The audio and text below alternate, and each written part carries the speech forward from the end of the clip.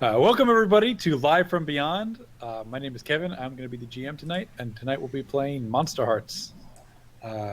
Players, these are my players. Guys, go ahead and introduce yourselves, and why don't you just give your character's name, because I think that's all we've got so far. Okay. Hey guys, my name is Alex, and I'm going to be playing Piotr. Hey, I'm Andrew. I am going to be playing Drake. Hey, I'm Michael, and I'm going to be playing Alice. And my name is Kim, and I will be Vanessa, the witch. Oh, it's too much info. Too much info. Okay. Much flavor. All right. So I know a bunch of you guys have played Apocalypse World before, and Monsterhearts is a lot like Apocalypse World, but I have an intro prepared to get us, in the spirit, and just explain a little bit, get you guys back on the Monsterhearts vibe. So I have a little deck. It's entitled Monsterhearts: What to Expect from Your Changing Body. So why don't you head to the next slide there.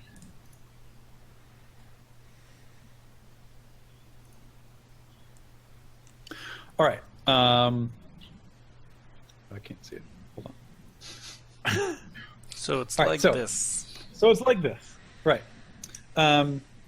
So in the continuum of gaming, there are games that are like pretty crunchy, as people like to call it, and pretty fluffy, is the other thing people say.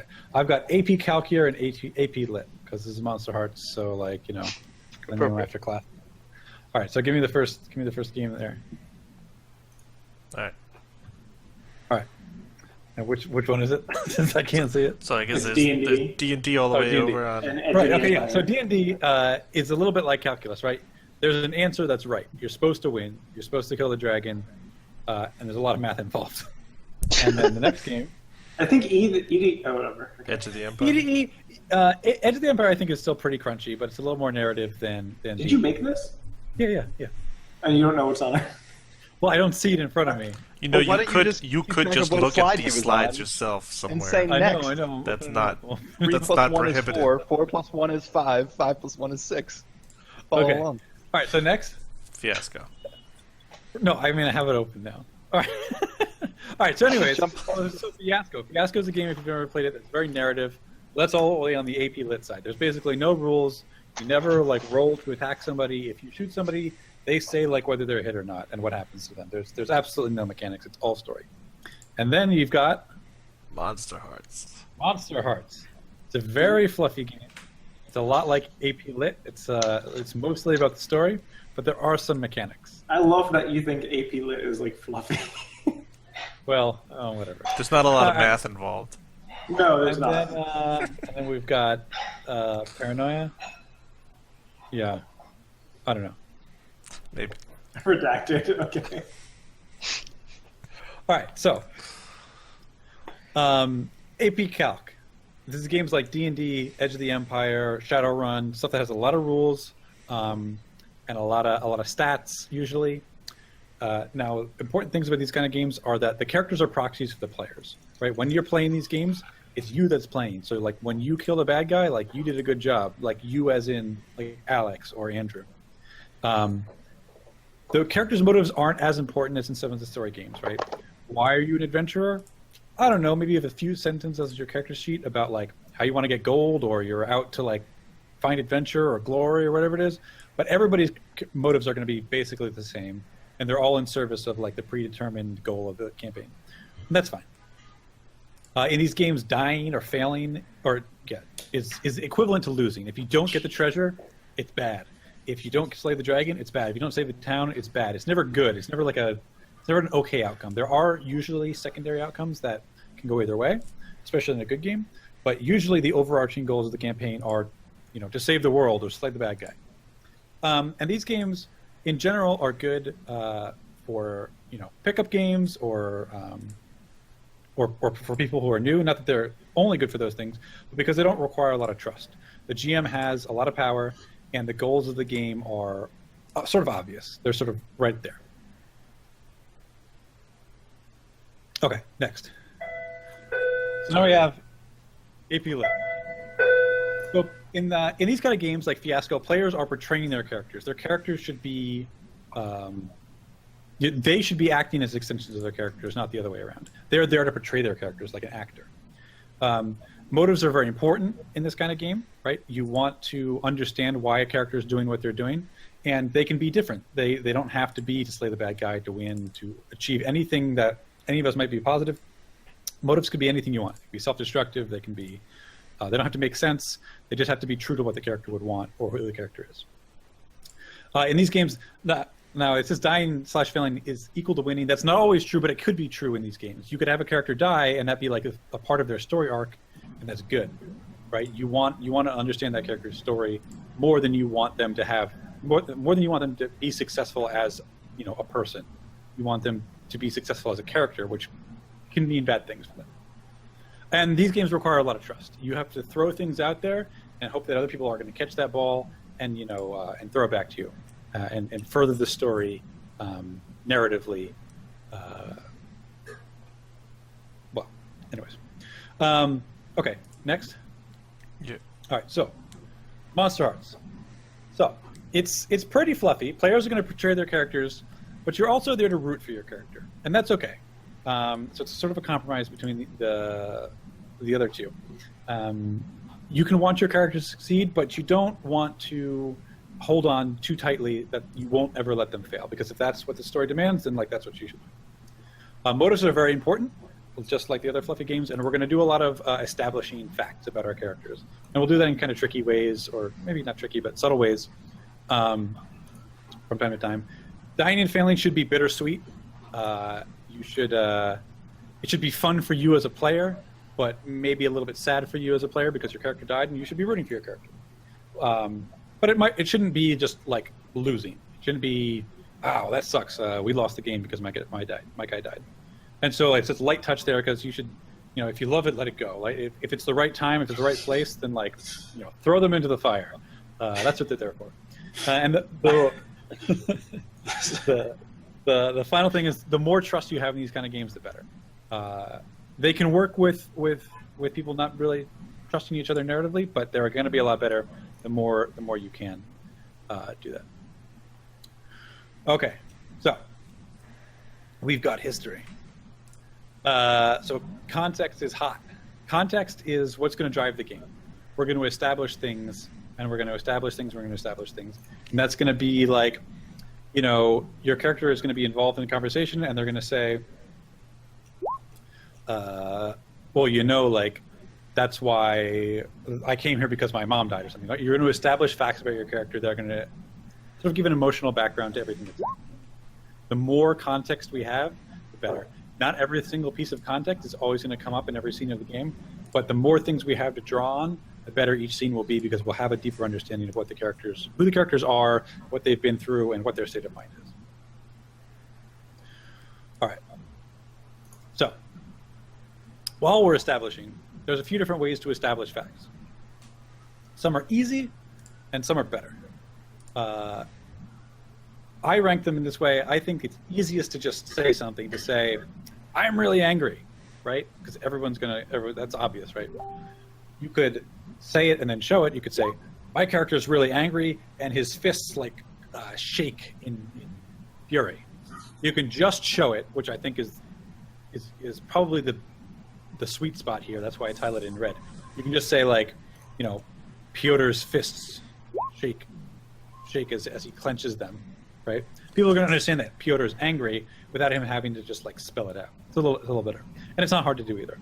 And then the best way, but absolutely the hardest, is to imply things. And that's, I don't know if I can come up with an example of that on the fly, but you can imply something, and there's a little asterisk there. Everybody else has to get it. If you imply something and nobody gets it, you didn't do it well, or well enough. But if you can, go for it. Be super good, super good. All right, next. All right, the silver bullet. If you're having trouble establishing something about your character, or having trouble getting your character where he wants to go, or you're not sure where he's going, just talk to me outside the session, or even in a break or during the session, wherever it makes sense, and we'll figure it out together. I can give your character scenes that'll determine, if they really are the cold-hearted bastard that you thought they were, or if I have a soft spot after all. or whatever it is you're wondering about your character, you can't quite get to the bottom of, talk to me, and I'll throw some scenes in, and we can figure it out together. Is that supposed to be a representation of you? No, so that's actually the werewolf That's me. skin picture. That's why it's on the silver bullet. Okay, so Alex, you have to play shirtless. All right. Okay, so, all right. You trust me, don't you? All right, so, like I said, we need a lot of trust for this. So game to much work trust. right. The first part of that is to say yes and that's like sort of a basic improv thing. I'm sure you guys heard a lot. But usually, if someone's establishing something, you never want to say, like, if they're like, oh, well, like, you know, I saw your dad's name in my mom's phone book. Like, do they know each other? You're not going to be like, no, they don't. That was just a coincidence. You're going to be like, yes, and I saw them, like, texting each other, and what's up with that, right? You want to take the thing that the person put in your court and you want to take it to the next level. You don't want to shut it down. You want to amp it up. And if everybody's just you know, rolling off each other's punches there, then the game will just flow. It'll be great. So like I said, after you say yes and, the best thing you can do is to double down, is to say, like I said, like, did you see Henry in the hall last night? Yeah, I did. And he was wearing like a hockey mask, right? Like, just take that thing and double down on it. Make it even crazier. Like, take it to the next level. The fourth rule here is play so that everybody else is having fun. Everybody at the table should be concerned with what the fun level is of every other person, and if everybody does that, then everybody's going to be having a good time. I'm going to worry about the rest of you. Andrew, you're going to worry about me and Alex and Michael and Kim and all the permutations thereof, and we should have a great time. And then finally, like I said, when and if the time comes and you love your character, you got to let them go. You gotta you know, push off that Viking funeral boat into the water and shoot the flaming arrow, and we'll get you into your character. I like how all of your letting go involves setting them on fire. Just gotta chuck them in the fireplace.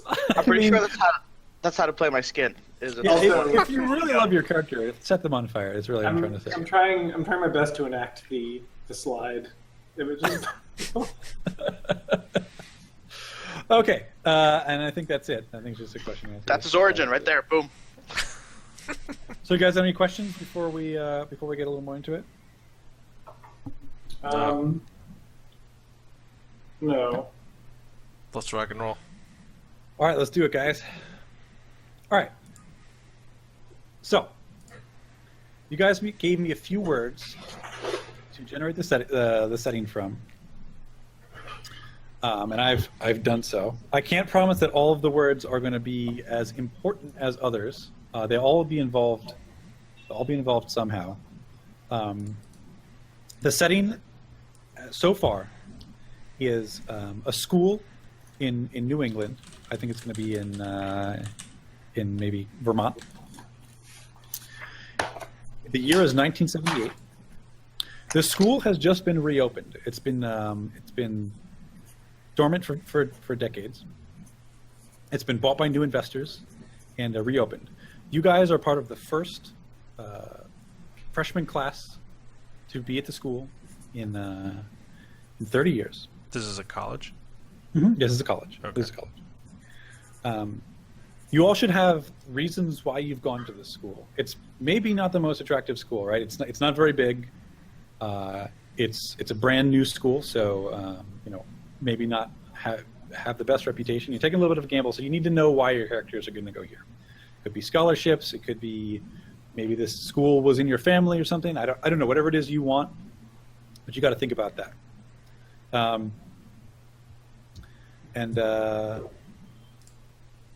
And yeah, so we're going to go through each of the characters here, and you guys have a background or a section on your character sheets. Now, remember, we're going to have, I believe, 2 more players to this game later on. So if you want to hold back one of your background things for somebody that's not here yet, then you're totally allowed to do that. But basically, what we're going to do is we're going to go down the line, and we're just going to talk about our characters a little bit. And this can be an open discussion. Actually, we don't have to go down the line, and we can sort of give me like a sentence on what your character is. It doesn't have to be a fully formed idea, because we're going to kind of like gel this thing together on the fly. So why don't you guys go ahead? We can start left to right, and if somebody wants to jump in, then go ahead. Okay, so just a brief description of Piotr. Piotr is a very tall, very big young man who also happens to be a werewolf. There it is. That is a very brief description. Well, Kevin said like one sentence, and then we'll kind of keep looping. Sure. Right? Drake, So sorry, go ahead. just to jump in, you guys don't have to reveal your monstrous sides yet. That can be as secret or as open as you'd like. No, I mean, we're going to know what skins each player is, but like you might be a werewolf, Piotr, and you might be the only one who knows it, or you might not even know it at this point. That's okay too. All up to you. Okay. But we can keep going. Okay.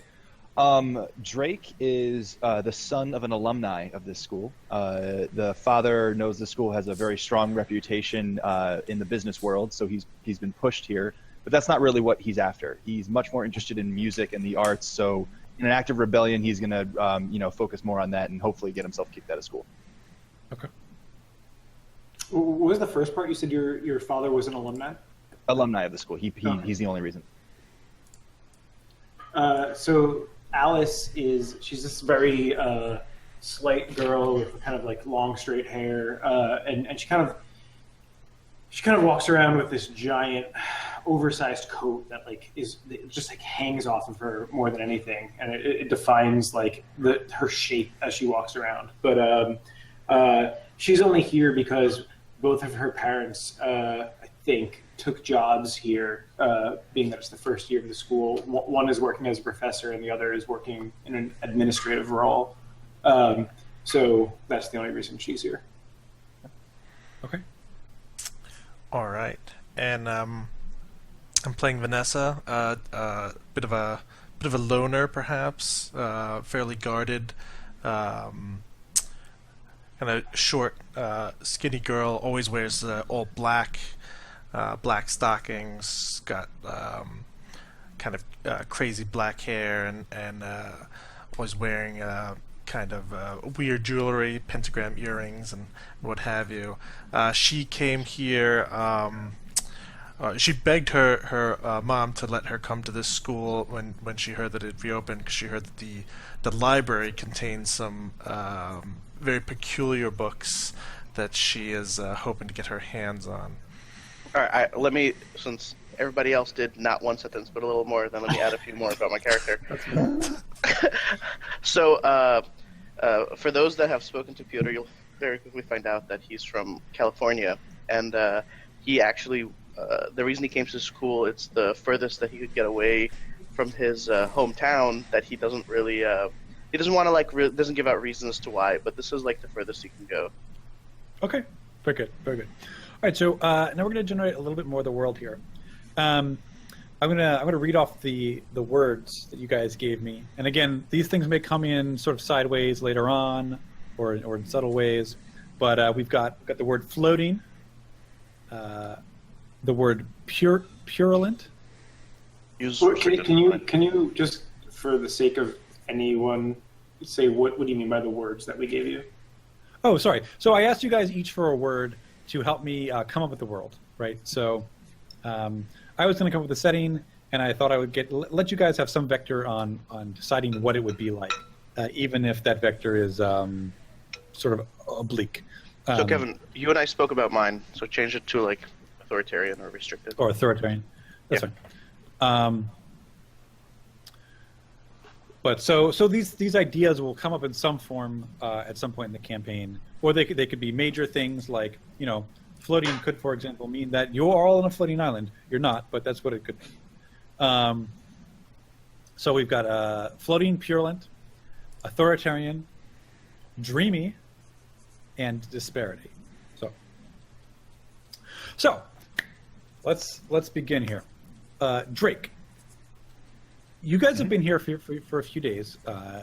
Everybody's been moving in. Most of the students have arrived.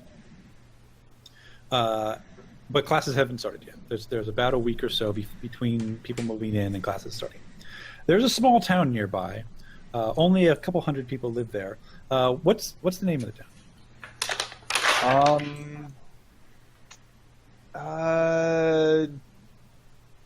Backerton. Backerton. Yeah. Okay. And Michael, there's only one reason to go to town. Otherwise, it's a dump. But the students do go there occasionally to go to. Well, they all go to the. There's a general store there that'll like sell the students booze, even the underage ones. Yeah. But it also, beyond that, will like basically stock some even further illegal substances and things that you might want to get your hands on. But not everyone knows that part of it. Okay. Cool. Vanessa, you've gone to town a few times, and while you were there, you met someone. Why don't you tell me about them? Sure. I guess I met the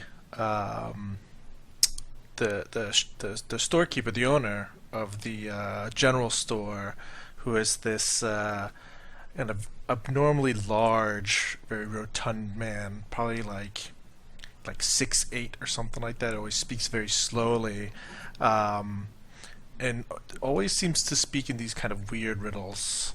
And it's never really sure whether he knows more than he's letting on, or if he is just kind of simple. Okay. What's his name, Kim? Don. All right. And Alex, you were in town for only a few minutes, but you sort of noticed something that nobody else has really hasn't really caught anybody else's eye. And it's a little strange. It's not too far out of the norm, but it's a little peculiar. What is it? I guess since the town isn't that big, but it's a little strange for this day and age to have all the houses be so old. Like every single house has a chimney. Every single house is like brick. Doesn't look like there's any sort of like modern architecture anywhere in town. Well, that's good. So that fits with all the all the pictures I got. Yes. So, like I was saying, you guys have arrived. You've moved into the dorms. The dorms are not very big. A lot of the buildings in the college. So once upon a time, the college was much larger. It clearly had several thousand students, but since it fell into disuse and has since been reopened. Many of the buildings are overgrown, and some of them have been reclaimed for your class to use. But many of them remain abandoned. And even some of the ones that have been reclaimed still show signs of disuse and overgrowth and whatnot. You move into the dormitory here. I've got a chart. And Michael, what's the name of the dormitory?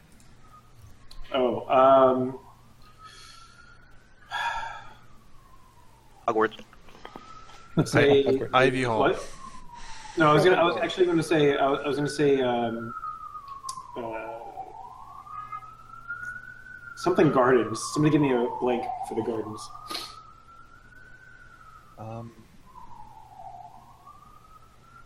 Ivy Garden Hall. Respite Gardens. Oh, Respite. I like that. Yeah, Respite Gardens, and everyone just calls it the Gardens, though. Okay. Yep. Yeah. Okay. So, Piotr, why don't you pick a dorm room for Alice there? All right. So, Where is this chart? I didn't see it. Oh, I'm sorry. I didn't switch you guys to it. I only switched myself. There you go. all right. So, and Alice, remind me of your character. She's kind of like this. With the jacket, right? The Yeah, sweater. it's like a big like olive green, like lots of pockets. It's like just huge. Like she's so kind of then- like is lost in the jacket and like kind of slinks around. Okay, so Alice would be right here if you can see my. Yep. Yeah, sure. I'll add it on there. And And Piotr, tell me about Alice's room. Wait, isn't that just... That's a bathroom. That's just a common bathroom. Oh, that is That's a bathroom and a shower. Okay, I am not right. moaning My Myrtle. mistake, my I don't mistake. know why. Let's do right there. Let's do right there. Sorry, I wanted it close to the stairs. That's why. Michael, But she sorry. spends a lot of time in the bathroom. Right next to the bathroom. A lot of time in the bathroom. All right, and tell me about Alice's roommate. Does it have to be a playing character or a non-playing character? No. It shouldn't be a playing character. I mean, it can should be a playing character. So Alice's roommate is sort of like her name is Janet, and she's a little bit superficial. Every time she keeps for a while when we first moved in, she kept trying to get Alice to like wear some as she put more exciting clothes, and Alice just like told her to like fuck off or multiple times. Well, okay. It's Well, like- That's up to Alice. Like, you have to lose I don't that know what that coat. It's just doing nothing for your figure. Yeah, exactly. Sorry, I didn't mean to try to do Alice's reaction. okay. What? Fair enough. No. That was doing what Janet was saying to Alice. Yeah. All right, Alice, why don't you give somebody else a room here and a roommate? Okay. So let's see. Let's put. What is the entrance? I see like yellow and green here. Is it the boys and girls? Oh, or- there's a stairwell there. Downstairs. So there's a common room that's blue area, and then I'm assuming the yellow could be the female dorm because the bathrooms are separated, right? You can't get to the green. Yeah, bathroom. So exactly right. Yeah, I should have explained that. One side has to be boys and one side has to be girls. Okay. It seems like yellow is girls now. How do I make a ping thing? Just hold. You just hold down. Hold down left mouse button. Oh, okay. Okay, so there I think Piotr should be in I the love back. you, Michael. What? That's where I wanted to be. I said I love you. The That's very, where I wanted the to be. very back corner of the hall, so that he has to work his way out if he ever changes. Out the window, baby. Out the window. No, you're going out. You're going through the whole common area. Fifth First. floor. I don't care. I'm jumping out. All right. Okay, and roommate? Do you want me to tell you that? Yeah. You can just give me a name. You can give me more than that. Not too much, maybe, but Okay, his roommate's name is Gavin. okay. Gavin And- Ross, still. Yeah, and he's a biology student and who's studying evolutionary biology. Okay. He's what? I said, oh god. And he's kind of a nerd. He's like a pretty big, like, he's on a full scholarship and all that, but he's like relatively popular. Like he's also very magnanimous and makes a lot of friends. All right, cool. All right, well, Drake and Vanessa, you guys have got to do each other. So when we start with Kim. A little foreshadowing. All right. Where does Drake end up? I think Drake ends up right here because that looks like a pretty big room. Okay. Cool. Okay. Well, let's get your roommate there, Drake. Yeah. Who decides that? Me or? No. Vanessa's gonna decide that. So why don't we make Drake's roommate a kid named Bill who's like just a little older. Maybe he's like a super senior. Right. And he seems to be. So just so you guys know, you guys are the first class to come back to this school after it's reopened. So he can't be a senior, but he could be like a super senior from high school that's like now moved on to college. Wait, can you say that again? I didn't hear exactly what you. All right. So the college is just reopened after having been closed for 30 years. So you guys are the first freshman class. You guys are the only class here. But he can be a super senior, like No, he was a so let's super say senior in high he. Oh. I guess we can hash out the reason later, but he's not our age. He's like a couple of years older. He seems very laid back. Much of his focus is on like snowboarding and like other winter sports, and that seems to be like his entire life. When did snowboarding start? I think it might have started in the 90s. I'm not sure. Anyways, okay. He's into winter sports. He's like he just goes around on like a homemade wooden board that he's taped his feet to. You will later have invented the snowboard. His name, and that roommate's name was Bill Burton. All right. So, Vanessa is going to be down here in the gigantic room. Yeah. Okay. But unfortunately, that means she has a bunk bed and an extra roommate. So she kind of got shafted in her roommate situation. I see. It's a triple. Yeah, I like it. I love it. All right. So Vanessa's roommates are. Vanessa's roommates are twins. Yeah. No, I love it. Okay. Yeah. Vanessa's roommates are twins. Okay, cool. Conjoined. Yeah, No. they're twins. Conjoined. Not identical, but Sure. they're named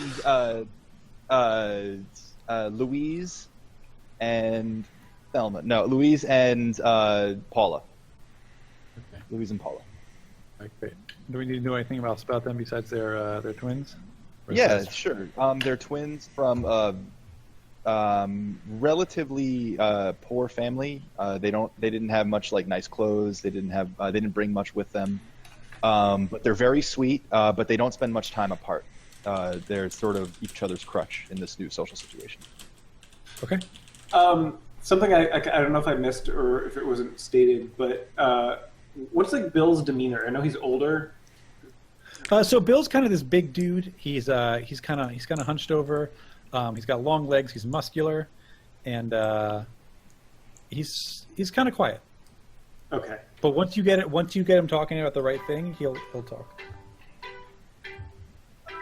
Is that a realtor? No. Good. All right. So, why don't we do your guys' backgrounds? We'll just go down the line here. And remember, if you want to save one or two of your background items, or probably just one, probably shouldn't save two, for people who are not here. We're going to be, I believe, a ghoul, and I'm not sure about the other one, but you feel free to do that. Okay. So I only have two, I believe. I think everybody has two. Okay, so just pick one. All right, cool. Okay, so my one, I don't have a choice. Due to Piotr's enormous size and pretty constant, the way he walks, the way, like, there's nothing new about him. He's not very subtle. So everybody has a string on me. So write that down. Okay. Everyone has a string on you? Every single person, because, like, there's nothing, like, once you meet Piotr, you're, like, sort of, there's no subtlety, right? Like, it's just, like, walks around, like, with determination, and Right. and then at the same time, from the girls' dorm, ever since move-in day, Piotr caught the first thing that caught his attention is a scent, which was some sort of mix of herbs and spices that Piotr just didn't recognize whatsoever, and it was Vanessa. Later on, who he went to find, when he tried to find who the scent belongs to, it turned out to be Vanessa. So he started watching her from afar, and I now have two strings on you, Vanessa. Okay. I like it. I spent weeks watching you from a distance. Your scent, your mannerisms are unmistakable to me now. All right. So Drake came for an early orientation, and while he was there, he met a few people that he kind of connected with. Someone has a siren going off. It's Michael. Oh, it's okay. Hey, Hey. you messing with New York? All right. So, It's a good can you one. mute yourself real quick? It's so loud. Okay, so I met three people who I ended up meeting, and we over the summer ended up deciding we're going to form a band when we got to school. So I have three members of my gang, and I have a string on each of them. Their names are Gloria. She's the bassist. Julian is on the guitar, and my boy Dino is on the drums. And he says Dino and who? Gloria, Julian, and Dino. All right. Cool. Very cool. All right. What about you, Alice? I'm You're muted. muted. I'm muted. Wait, Drake, what was did you have a name for your band or no? I'm sorry? Did you have a Yeah, name? Vanessa has a name for Jake's band. Yeah. Oh, Um, The Drake's Cakes. That's actually pretty good. I like that. Yeah.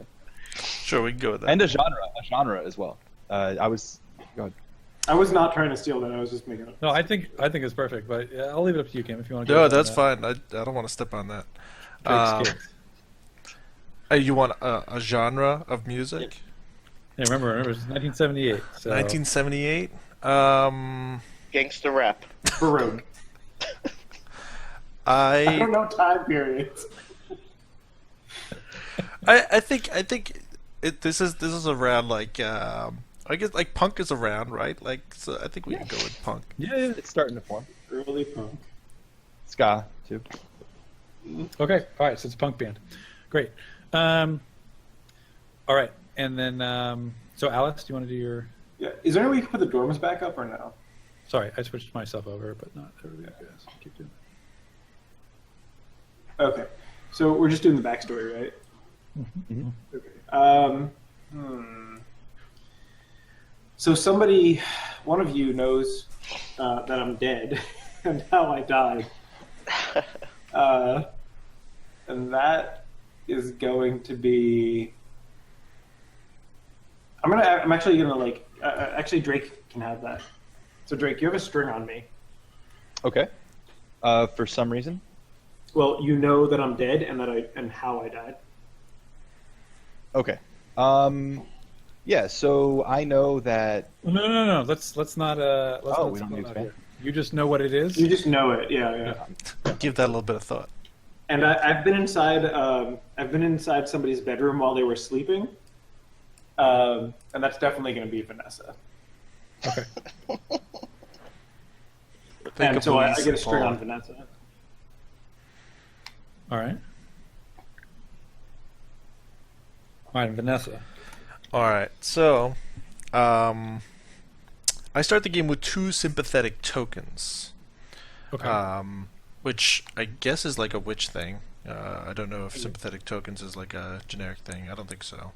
So sympathetic tokens are like little tokens that belong to people, and I figured I would choose one here, and then maybe I'll leave one for the people who are not yet with us.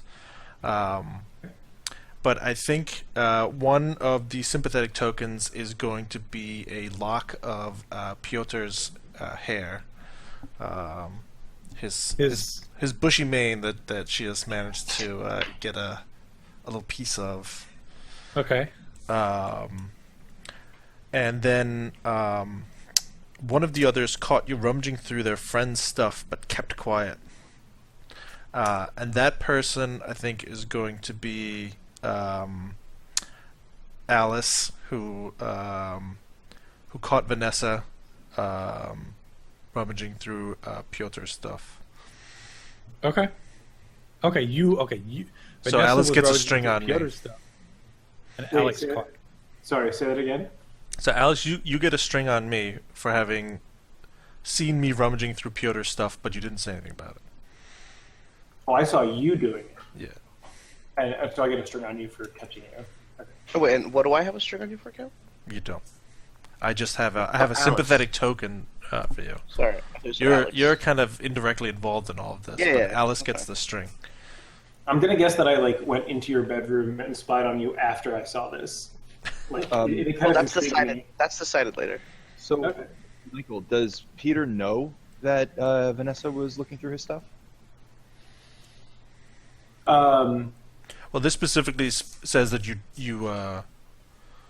kept quiet about it. I guess that Okay. Peter might know Okay. for other reasons, okay. but So, Alice it sounds didn't like say you're quiet anything. about it. Yeah, I definitely did. I don't think I would anyway. All right, cool. All right, so I think that wraps up the setting and the characters and stuff. So let's take a 5-minute break, and then we'll come back and we'll start with the game proper. Okay.